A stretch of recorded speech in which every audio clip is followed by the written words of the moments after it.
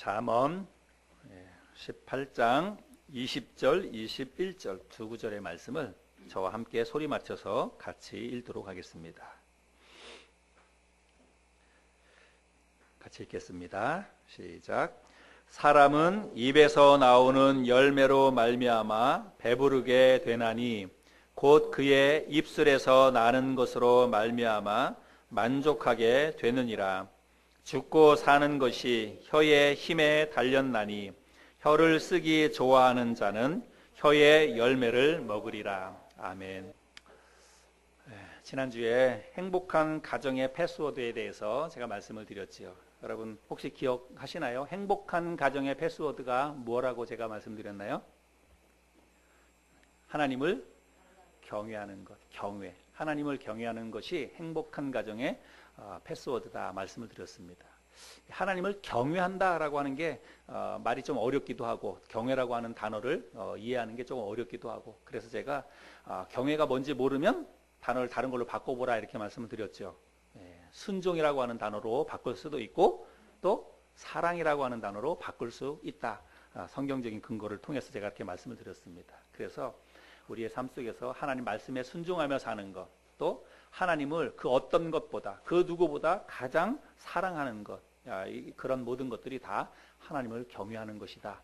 그래서 우리가 그런 말씀을 나눴는데 어떤 분들이 이렇게 생각할 수 있을지 모르겠어요. 하나님을 경외하는 거하고 행복한 가정하고 무슨 상관이 있느냐. 그죠? 정말 돈이 많고 그리고 가족이 모두 건강하면 행복한 거지 뭐 하나님 경외하는 거하고 행복한 가정하고 그게 무슨 상관이 있느냐 이렇게 생각할지 모르겠습니다.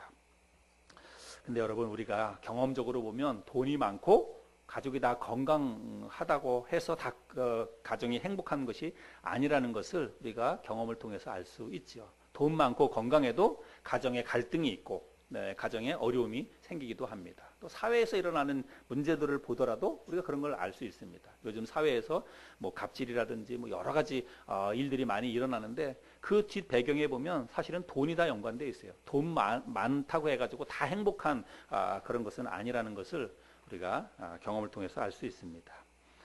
그래서 우리가 정말 잘 그렇게 살지 못해서 그렇지 실제로 우리 가족 모두가 다 하나님을 제 1순위에 두고 하나님을 가장 사랑하고 그리고 하나님 말씀대로만 살면 그런 가정은 행복하게 되어 있습니다. 오늘은 제가 행복한 인간관계의 패스워드에 대해서 말씀을 함께 좀 나누길 원합니다. 미리 말씀드리자면 제가 다음 주에는 행복한 교회 생활에 대해서 말씀을 좀 나누도록 하겠습니다. 오늘은 행복한 인간관계의 패스워드에 대해서 말씀을 드리려고 하는데 여러분 생각에 인간관계는 가족 간의 관계도 인간관계고 뭐 직장에서 만나는 사람, 교회에서 만나는 사람. 그래서 우리가 이 세상에서 만나는 사람들과의 모든 관계가 다 인간관계인데 여러분 인간관계에서 가장 중요한 요소를 하나 꼽으라고 하면 뭘 꼽을 수 있을까요? 사람과 사람 사이에서 살아가는 관계 속에서 가장 중요한 요소 하나를 꼽으라면 여러분 뭘 꼽겠습니까? 말. 우리 정재인도 말씀하셨는데 저도 그렇게 생각합니다. 말이라고 생각해요. 말.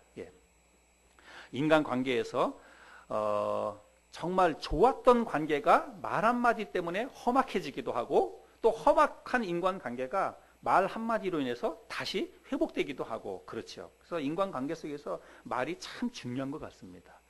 여러분 우리나라에 말에 관한 속담이나 격언들이 많이 있죠. 여러분이 생각나는 말에 관한 속담이나 격언 어떤 것들이 있나요? 한번 얘기해 보세요.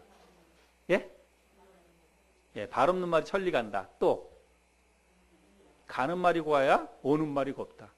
또 생각나는 대로 한번 얘기해 보세요. 말에 관한 속담들. 말 한마디에 천냥빚을 갚는다. 그런 말도 있고. 한 3가지 정도 나오면 이제 없어요. 여러 가지 말이 있죠. 뭐 남말은 새가 듣고 반말은 쥐가 듣는다. 이런 말도 있고. 남의 말이라면 쌍지팡이를 들고 나선다. 이런 말도 있답니다. 한 번 내뱉은 말은 주워 담을 수 없다. 이런 말도 있고. 제가 이렇게 뭐 말이 씨가 된다. 그죠? 그런 말이 있죠. 그래서 제가 이렇게 알아본 속담 가운데 말 많은 집은 장맛도 쓰다. 이런 말이 있대요. 여러분 들어보셨나요? 그래서 제가 속담이나 찾아보다 보니까 그런 말도 있더라고요. 근데 말에 관한 속담이나 격언들 이런 것들 생각해 보면 이게 다 뭐냐면 이게 사람의 관계를 이야기하는 거예요. 사람과의 관계. 예. 그래서 말이 참 중요하구나. 인간관계 속에서 그런 것들을 알 수가 있습니다. 여러분은 혹시 누군가의 말 한마디 때문에 마음에 큰 상처를 받았던 적이 혹시 있습니까? 아마 여러분들에게도 그런 것들이, 그런 경험들이 한두 번의 경험들은 다 있으리라고 생각합니다. 뭐 엄마나 아니면 뭐 또는 뭐 가족들 누구를 통해서 들었든지 간에 어떤 사람의 그 말 한마디 때문에 마음에 상처를 받았던 그런 경험들이 분명히 있을 것입니다. 어떤 경우에는 누군가로부터 어떤 들었던 그 말 때문에 그 말이 평생 동안 잊혀지지 않는 거예요. 가슴에 그야말로 비수처럼 꽂혀가지고 어떤 때가 되면 어떤 또 그 사람을 만나기만 하면 그 말이 다시 생각이 나서 힘들어지고 그런 경험들이 아마 있을지 모르겠습니다. 말은요, 눈에 보이지 않습니다.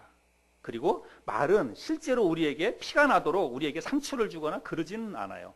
그런데 그 이상으로 우리에게 고통을 주기도 하고 상처를 주기도 하는 게 바로 말이다라고 하는 것입니다. 여러분, 욥이 고난 속에 있을 때 욥을 우리가 잘 알죠. 욥이 고난 속에 있을 때 욥을 더 힘들게 했던 것은 친구들의 말이었습니다. 욥을 찾아와서 위로한답시고 한마디씩 툭툭 내뱉는 말이 오히려 욥을 더 힘들게 하는 것을 우리가 성경을 통해서 볼 수 있습니다. 그들이 와서 욥이 당한 고난을 보면서 네가 이러이러한 일 때문에 고난을 당했을 것이다 하면서 문제를 진단해 줍니다. 고통의 원인이 왜 생겼는지 그 고통의 원인을 자기네 나름대로 분석해 준다고 한마디씩 던지는데 그 말이 욥에게는 더 고통스러운 말로 들렸다라고 하는 것이지요. 여러분, 말의 힘이 얼마나 무섭고 얼마나 놀라운지 실험을 한 그런 영상이 있습니다. 제가 영상을 하나 보여드려 볼 테니까 한번 여러분 보시기 바랍니다. 어떤 말을 가장 많이 하셨나요? 매일같이 쉴 새 없이 말을 하는데 뭘 그런 것까지 신경 쓰느냐고요? 글쎄요, 과연 그럴까요? 무심코 내뱉은 말 한마디 속에 엄청난 비밀이 숨어 있습니다. 실험 다큐 말의 힘, 자, 이제부터 시작합니다.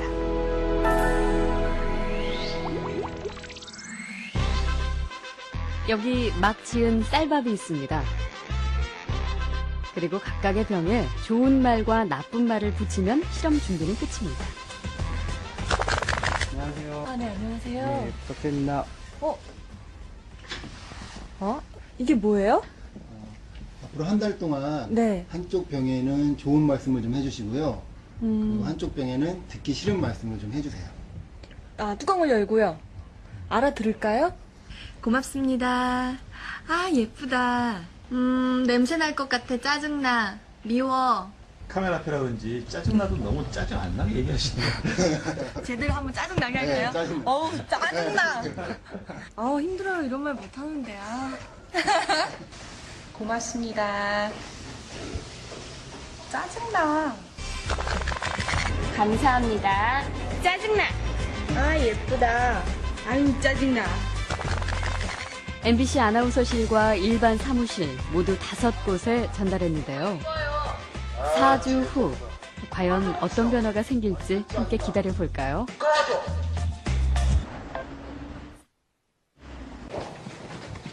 안녕하세요. 맡긴 물건 찾아왔습니다. 맡기신 물건이요? 이거죠? 그리고 여기요. 두 눈을 믿기 힘들 정도로 차이는 분명했습니다. 고맙습니다는 예쁘잖아요. 하얗고 뽀얀 곰팡이가 많이 생기긴 했는데 하얗고 뽀얀 곰팡이가 있고요. 이거는 좀 짜증나는 곰팡이가 생겼달까? 이 붙은 이름 그대로 따라간 것 같아요. 좋은 말을 들려준 쌀밥에선 구수한 누룩 냄새가 났지만 나쁜 말을 들려준 쌀밥은 썩어버렸습니다. 대체 어떻게 했길래 이런 차이가 난 걸까요? 사랑해 사랑해 너무 예쁘다 고맙습니다 다다다다다 쏘아붙고요. 그리고 나서 가끔 얘 보잖아요. 그럼 많은 얘기도 안 했어요. 너무 미워 짜증나 이렇게 하고 딱 놓거든요. 근데 저도 진짜 신기한 거예요. 차이가 이렇게 확연하게 보이니까.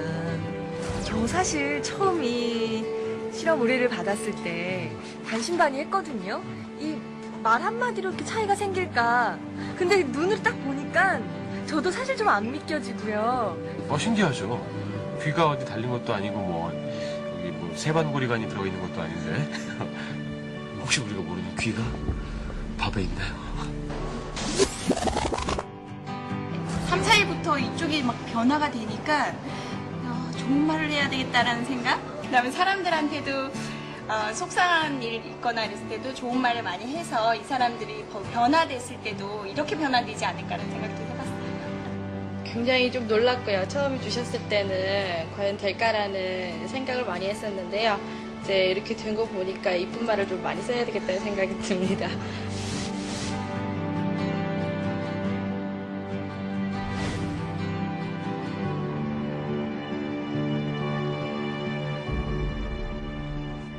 밥풀이 한 달 동안 겪은 일을 기록한 사진인데요.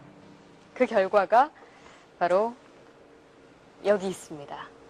단지 좋은 말과 나쁜 말을 들려줬을 뿐인데 보이시죠? 이렇게 색깔이 확연하게 구분될 정도로 다르게 변해버렸습니다. 이게 만약 밥풀이 아니고 우리의 가족이나 친구 혹은 직장 동료였다면 어땠을까요? 건강한 파동과 밝은 에너지를 전해주는 말의 힘을 새삼 깨닫게 됐습니다. 우리의 말과 글을 아끼고 지키는 길.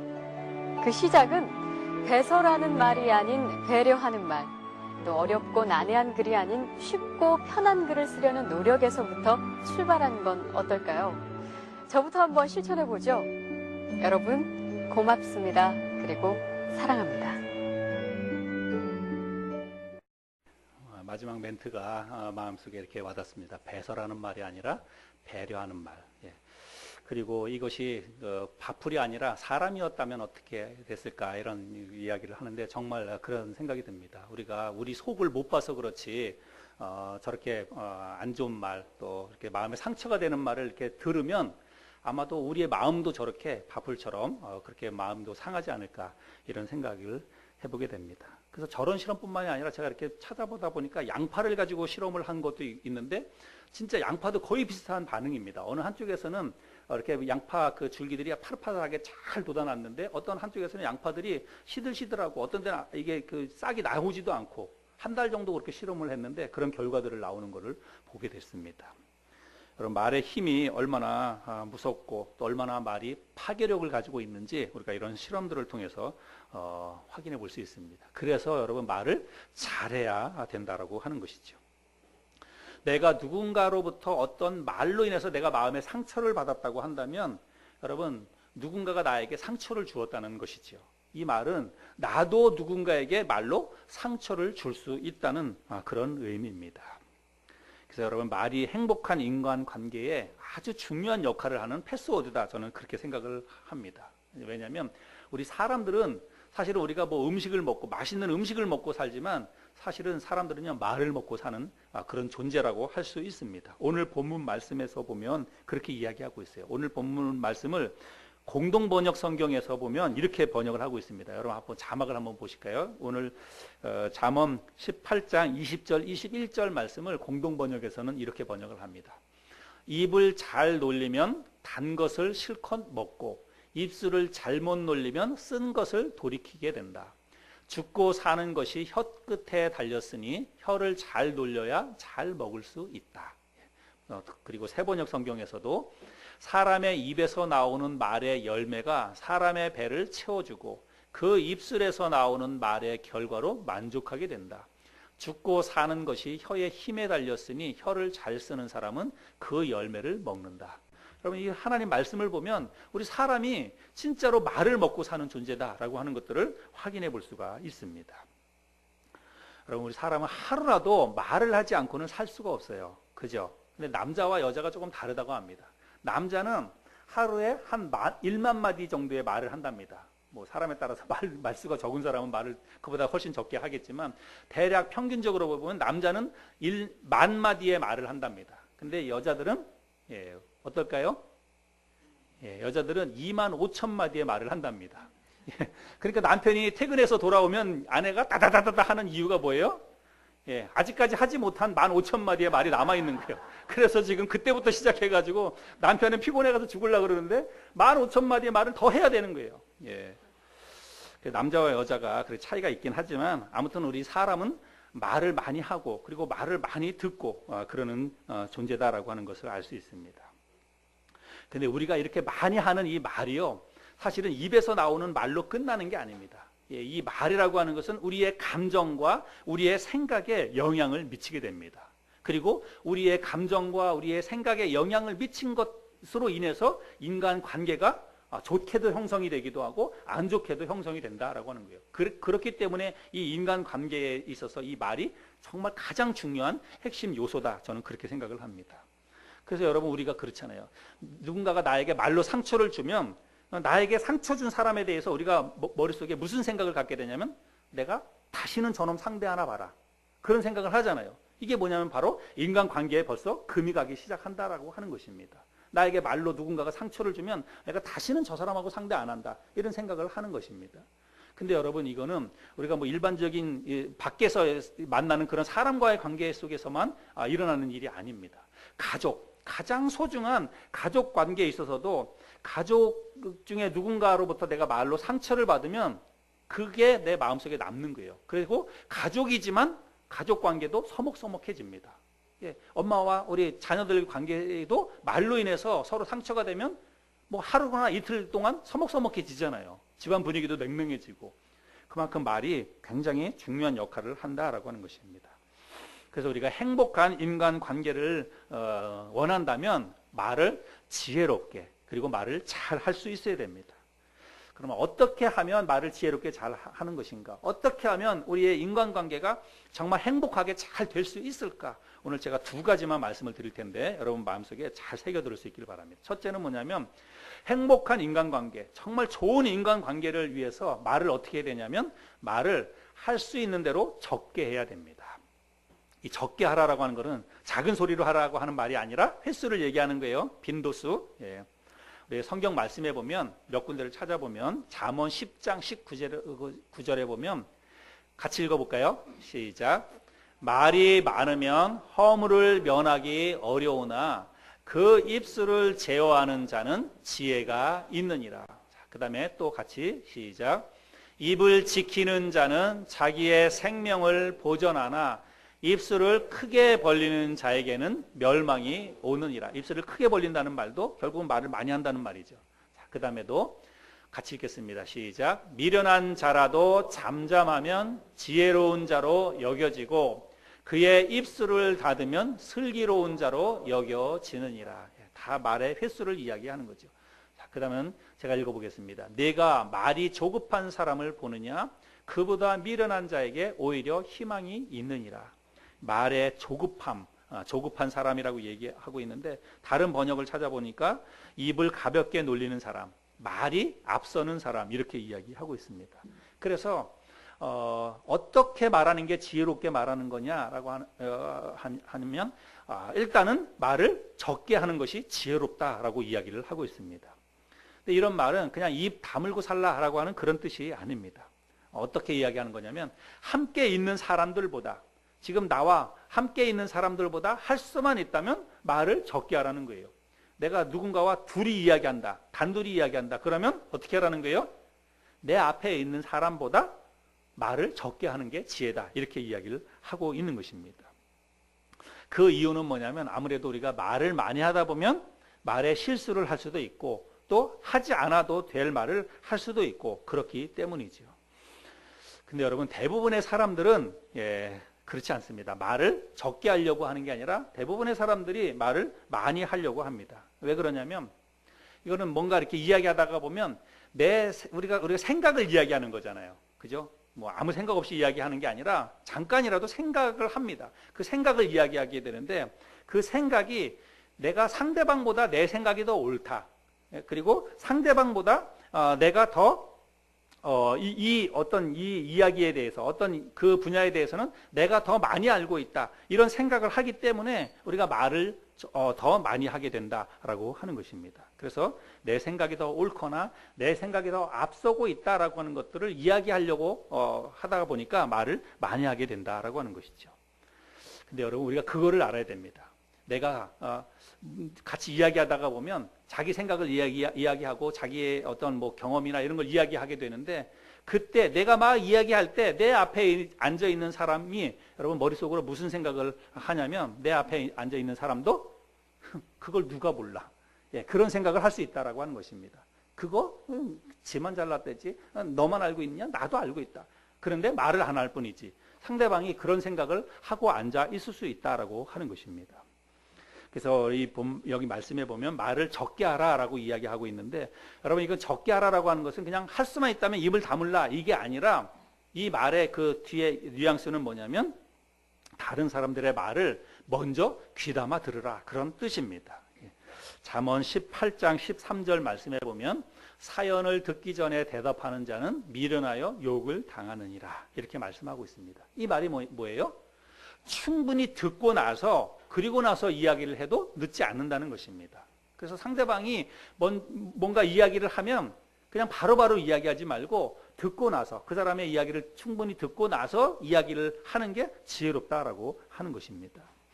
근데 여러분 이런 게 참 쉽지 않아요. 그 우리가 경험적으로 보면 참 이런 게 쉽지 않다라고 하는 것을 우리가 알 수 있습니다. 그래서 우리가 쉽지 않기 때문에 잘 못하는 게 당연하다 아니에요. 쉽지 않기 때문에 우리에게 요구되는 건 뭐냐면 훈련이 요구된다라고 하는 것입니다. 여러분 이런 부분에서는 정말 훈련이 필요한 것입니다. 여러분 레리 킹이라고 하는 사람을 혹시 아실 것입니다. 방송에서도 많이 보기도 하고 그랬을 텐데 이분은 미국의 텔레비전 뉴스를 진행하는 분이죠. 라디오 진행자이기도 하고 지금은 이제 뭐 현역에서 많이 은퇴하기도 하고 그랬는데 지금 뭐 그 나이가 86세인가 그렇다고 이야기하네요. 근데 이분이 1985년부터 25년간 CNN 그 라이브 토크쇼를 진행을 했습니다. 정말 오랫동안 그야말로 최장수 그런 프로그램인데 그것도 라이브로 진행하는 그런 생방송 프로그램이었습니다. 이 사람이 진행하는 프로그램에 유명한 사람들이 뭐 대부분 다 나왔죠. 오바마 대통령부터 해서 고르바초프나 뭐 정치인, 연예인 수없이 많은 사람들이 이 사람 토크쇼에 나왔다고 합니다. 근데 이 레리 킹이라고 하는 이 사람이 쓴 대화의 법칙이라고 하는 이런 책이 있는데 이 사람이 이 대화의 법칙이라고 하는 책에서 말 잘하는 사람의 공통점 8가지를 이야기합니다.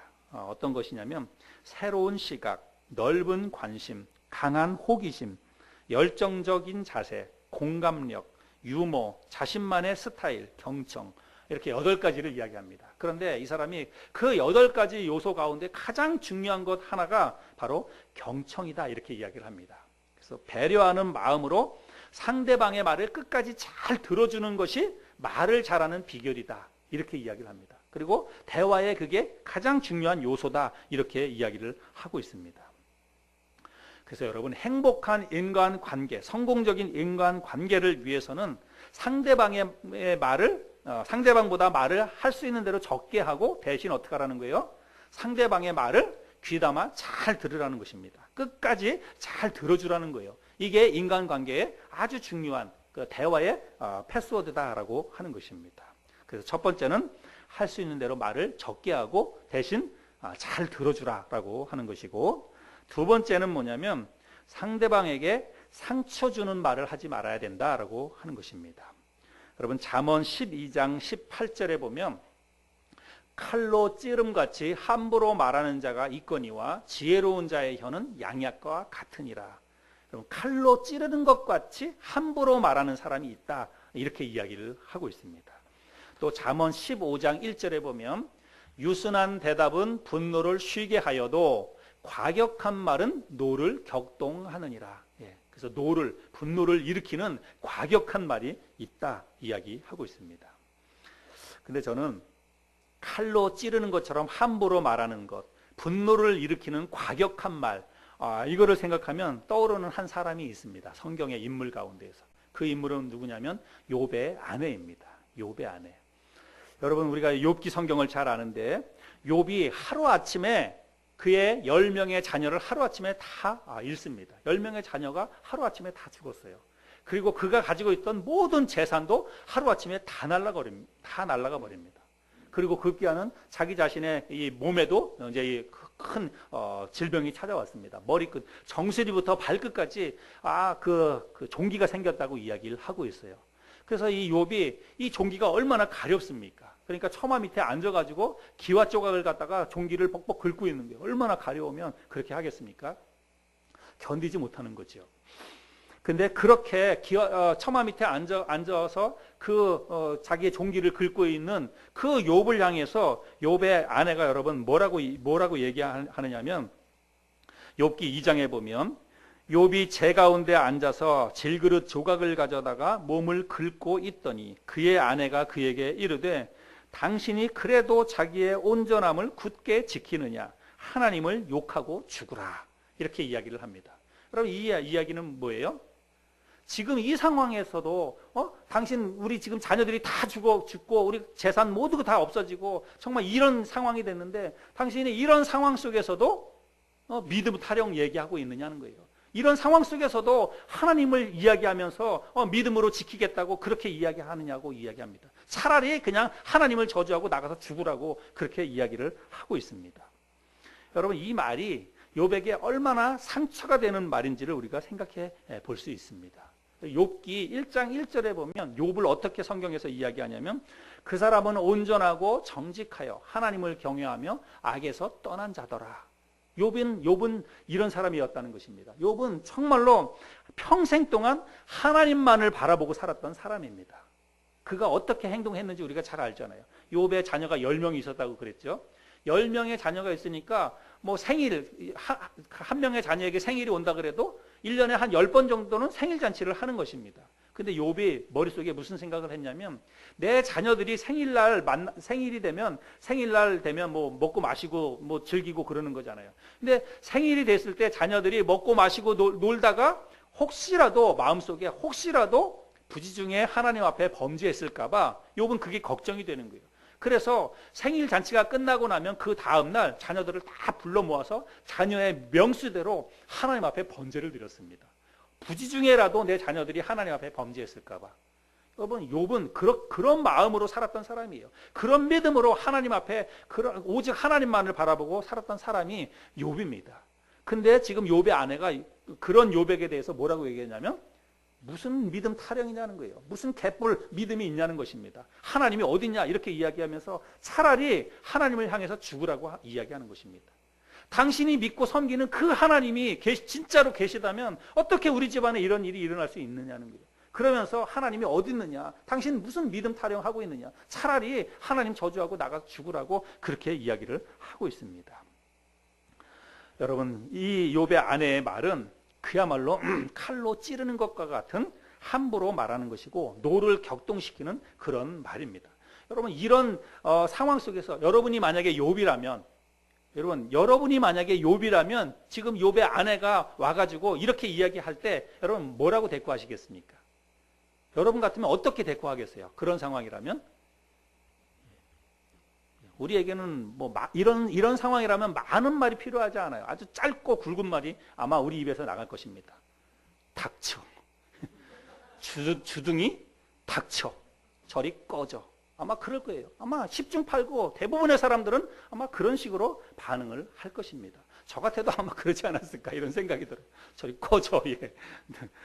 근데 여러분 욥은 그렇게 말하지 않았습니다. 욥은 욥기 2장 10절에 보면 욥의 아내에 대해서 뭐라고 얘기하냐면 그대의 말이 한 어리석은 여자의 말 같도다 이렇게 이야기합니다.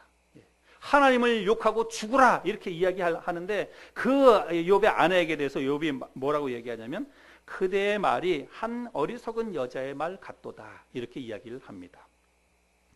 욥은 지금 굉장히 상처되는 말을 받았습니다. 그것도 누구로부터? 그의 사랑하는 아내로부터 마음속에 정말 이렇게 비수처럼 상처가 되는 말을 들었어요. 그런데 여러분 욥은 똑같이 그 말을 되돌려주지 않았습니다. 자기는 상처되는 말을 들었지만 상처되는 말을 아내에게 하지 않았다는 것입니다. 그런 상황 속에서도 최대한 아내의 인격을 존중해주는 그런 말투로 그대의 말이 한 어리석은 여자의 말 같도다 이렇게 이야기를 돌려서 이 아내에게 이야기를 하는 것을 보게 됩니다. 여러분 우리는 이 욥을 통해서 상처 주지 않게 말하는 지혜로운 그런 대화의 비결을 배울 수 있으면 좋겠습니다. 여러분 우리가 살다가 보면 상처되는 말을 많이 듣습니다. 내 주위에 있는 사람들로부터도 그렇고 또 다른 사람들로부터도 상처되는 말을 들을 때가 있어요. 기분 상하고 감정이 상하고 진짜 이렇게 속에서 확 올라올 그런 말을 들을 때가 있습니다. 근데 여러분, 상처를 받는 것은 어쩔 수 없어요. 누군가가 나한테 내뱉었으니까 상처를 내가 받을 수밖에 없습니다. 그러나 상처를 받는 것은 어쩔 수 없는 일이지만 내가 상처를 되돌려주는 것은 여러분 내가 선택할 수 있다는 거예요. 내가 결정할 수 있다는 것입니다. 상처를 되돌려 줄 수도 있지만 상처를 안 줄 수도 있다는 거예요. 받았는데 내가 어떻게 안 돌려주냐 이렇게 생각할 수 있지만 여러분 우리가 욥을 통해서 조금 배우면 좋겠습니다. 힘들고 어렵겠지만 그렇게 하는 게 정말 불가능한 일일 것 같지만 여러분 그래도 우리가 좀 배웠으면 좋겠어요. 상처되는 말을 들었지만 우리가 그 들은 말을 되돌려주지 않는 것은 내가 결정할 수 있다라고 하는 것입니다. 그래서 우리가 할 수만 있다면 정말로 칼로 찌르는 것처럼 노를 격동시키는 그런 말들은 우리가 자제하고 그런 말들은 우리가 하지 않을 수 있었으면 좋겠습니다. 근데 여러분 상대방에게 상처 주는 말을 하지 않기 위해서는 어떻게 해야 되냐면 먼저 말을 하기 전에 상대방의 입장을 생각해 봐야 됩니다. 내가 이 말을 했을 때 상대방이 어떻게 그 말을 받아들일까? 내가 이런 말을 할 때 상대방은 어떤 기분이 들까? 어떤 마음의 생각이 들까? 이런 것들을 우리가 생각하고 말을 해야 된다는 것입니다. 근데 대부분 우리가 그렇게 생각하기 전에 말을 하는 거예요. 내가 들었으니까 너무 기분이 나쁘니까 나도 똑같이 그냥 이야기를 하는 것입니다. 그래서 우리가 상대방에게 그렇게 상처되는 말을 하지 않기 위해서는 이 말이 상대방에게 어떻게 들릴지, 이 말을 들었을 때 상대방은 어떤 생각이 들지를 한 번쯤은 생각해보고 말을 할 수 있어야 된다는 것입니다. 쉽지 않아요. 그러나 어떻게 해야 되냐면 훈련해야 됩니다. 쉽지 않기 때문에 우리가 의식적으로 노력해야 된다라고 하는 것입니다. 여러분 우리 상처는요 그냥 모르는 사람들로부터 우리가 상처를 받는 게 아닙니다. 상처는 멀리 있는 사람으로부터 우리가 상처를 받지 않아요. 잘 모르는 사람한테 우리가 험한 말을 들을 수 있습니다. 그런데 내가 평상시에 잘 모르는 사람한테 험한 말을 들으면 여러분 기분이 나쁘기는 합니다. 그러나 그것이 진짜 내 마음속에 막 이렇게 크게 큰 상처로 자리 잡거나 그러지는 않습니다. 그런데 똑같은 말이라 할지라도 정말 사랑하는 사람, 정말 소중한 사람, 그리고 내가 믿었던 사람, 그런 사람한테 그런 말을 들으면 여러분 그거는 정말 큰 상처가 되는 거예요. 내 마음속에 비수처럼 꽂히는 것입니다. 그래서 우리가 여러분 가까운 데 있는 사람일수록 상처 주는 말을 하지 않도록 조심해야 된다는 것입니다. 부부지간에, 부모와 자식 간에, 그리고 형제, 자매 간에 여러분 특별히 조심해야 돼요. 왜냐하면 똑같은 말이라도 그런 사람에게서 그런 말을 들으면 그게 훨씬 더 상처가 되기 때문에 그렇다는 것입니다. 친구 간에, 회사 동료 간에, 교회 성도들 간에 여러분 칼로 찌르는 것처럼 아프게 하는 그런 상처가 되는 말을 우리가 하지 않도록 조심해야 한다는 것입니다. 그러기 위해서는요 여러분 가까울수록 오히려 더 예를 갖추고 조심해야 됩니다. 편하다고 아무 말이나 막 하면 안 된다는 거예요. 가까운 데 있을수록. 부모가 자식하고 얼마나 편합니까? 촌수가 없잖아요. 부모와 자식 간에, 부부지간에 촌수가 없잖아요. 또 부모와 자식 간에도 정말 얼마나 가까운 관계입니까? 그런데 여러분 가깝고 편하다고 해가지고 말을 함부로 막 하고 그러면 그게 큰 상처가 된다는 것을 우리가 기억해야 됩니다. 상처가 될 뿐만이 아니라 관계가 깨지는 거예요. 그런 것 때문에 부부관계가 깨지는 것이고 부모와 자식 간에도 그것 때문에 골이 생기게 된다라고 하는 것입니다. 여러분 집안에 있는 비싼 도자기나 좋은 그릇은 잘 안 깨집니다.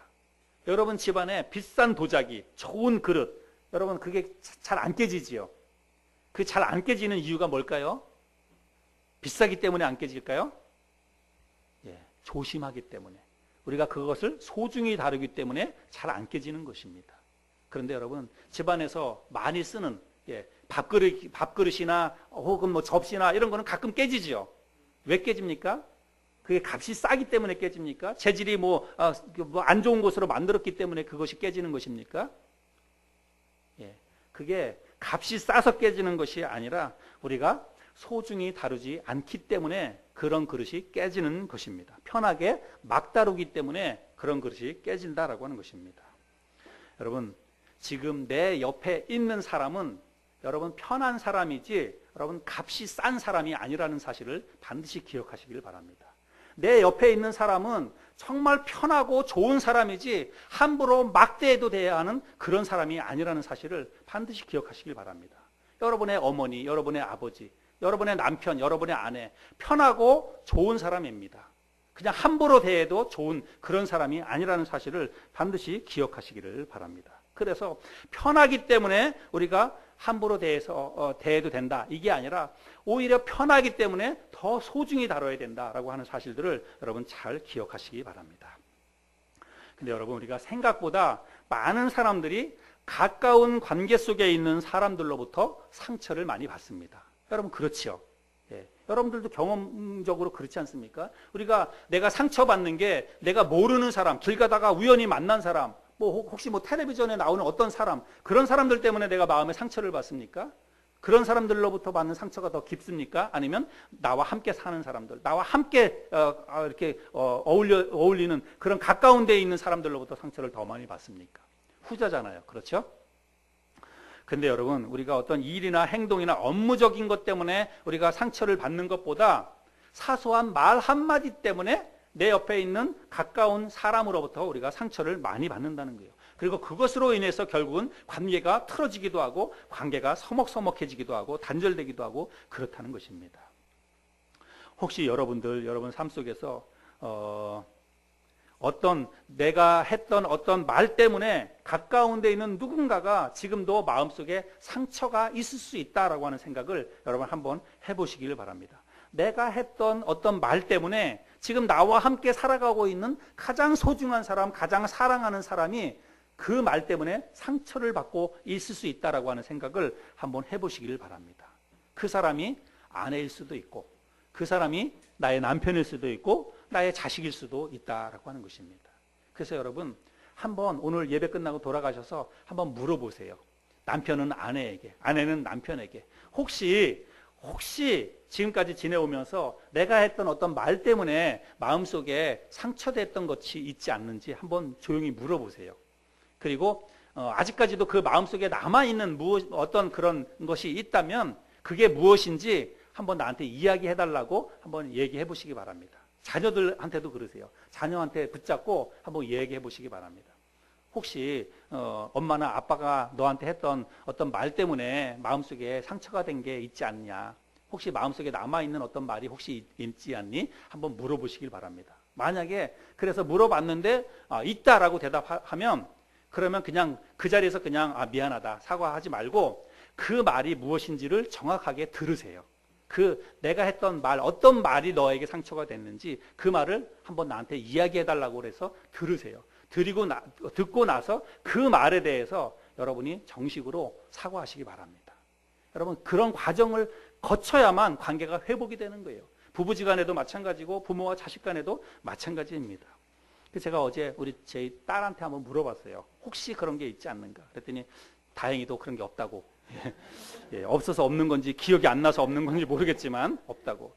근데 제가 이 말씀을 준비하면서 마음속에 많이 걸렸습니다. 솔직히 많이 걸렸는데 그거는 우리 아들이 많이 걸렸어요.